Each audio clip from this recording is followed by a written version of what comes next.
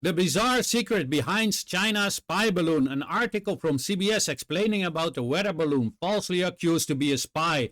This is your favorite half Chinese. Now first look at how they still want to keep that narrative alive, as it has been proven and also been proven that it was not spying. But why do the headlines still call it a spy balloon then? Well, simply they want it to stay in your head subconsciously. It was surely the most bizarre crisis on the Biden administration. America's top-of-the-line jet fighters being set up to shoot down, of all things, a balloon.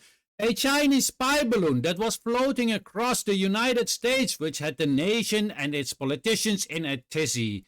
Now, even months later, General Mark Milley, chairman of the Joint Chiefs of Staff, tells CBS News Sunday Morning the balloon wasn't spying. The intelligence community, their assessment and its high confidence assessment is that there was no intelligence collection by that balloon, he said. So why was it flying over the United States? There are various theories, with at least one leading theory that it was blown off track. The balloon had been headed toward Hawaii, but the winds at 60,000 feet apparently took over. Those winds are very high, Milley said. The particular motor on that aircraft can't go against those winds at altitude.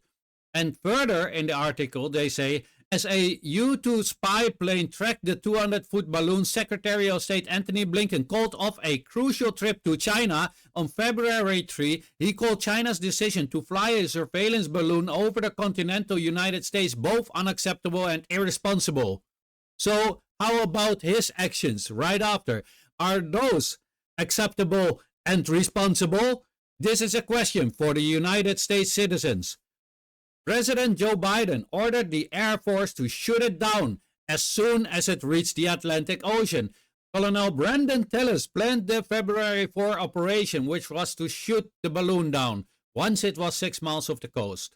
And further they say, but by then the damage to US-China relations had been done. On May 21, President Biden remarked, this silly balloon that was carrying 2 freight cars worth of spying equipment was flying over the United States and it got shut down and everything changed in terms of talking to one and another.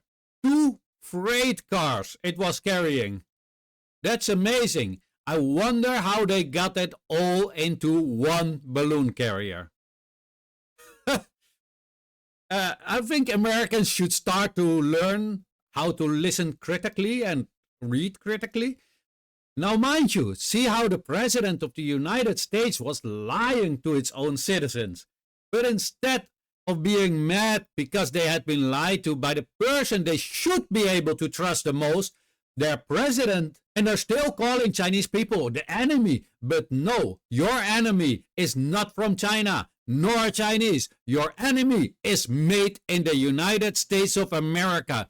Your enemy is the state-funded propaganda machine that continuously lies to you for their own personal political gain and the gain of a handful of your corporates that rather source out their jobs to China instead of you. And mind you, this same propaganda machine is undermining your democracy.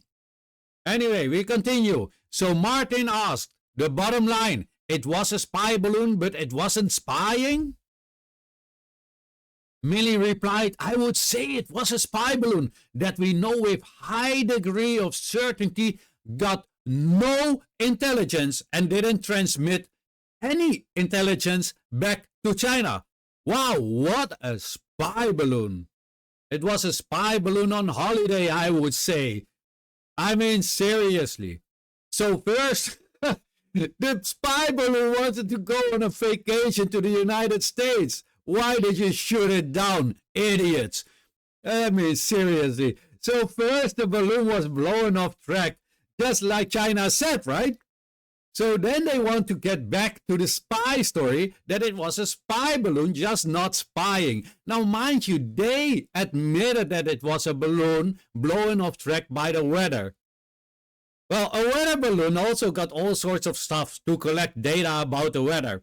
So in a sense, you could say that a weather balloon is spying, right? It's collecting data. It is kind of obvious to me what it is. I mean, let's be honest, China uses drones in the office to pass messages among coworkers. They use drones to deliver food and packages, but they use huge weather balloons to spy instead of a sophisticated spyware that they make. So it was, as China said all the time, a weather balloon which was blown off track. Now, mind you, they also told us exactly what point it went off track. So who was spying on who?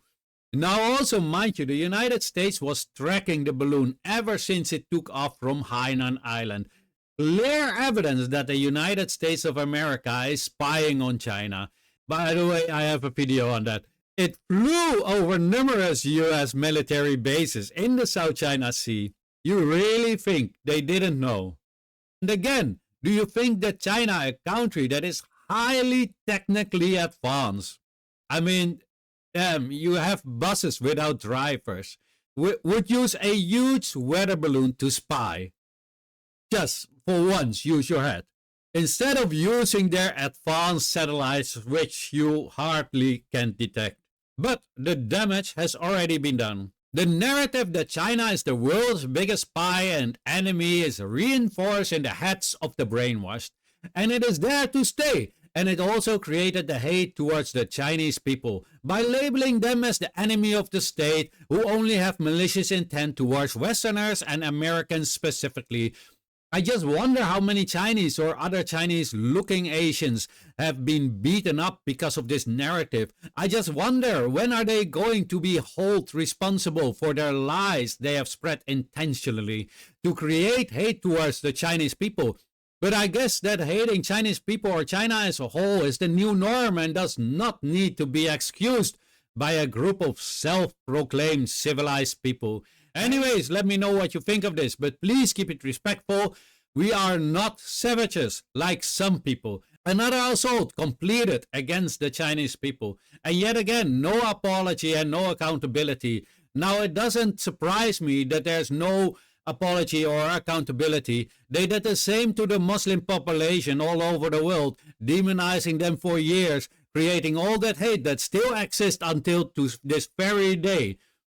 But anyway, and all of this is for their own personal political gain, to show to Americans how tough they are on China. But dear Americans, my question to you is, 1, why is being tough on China so important to you?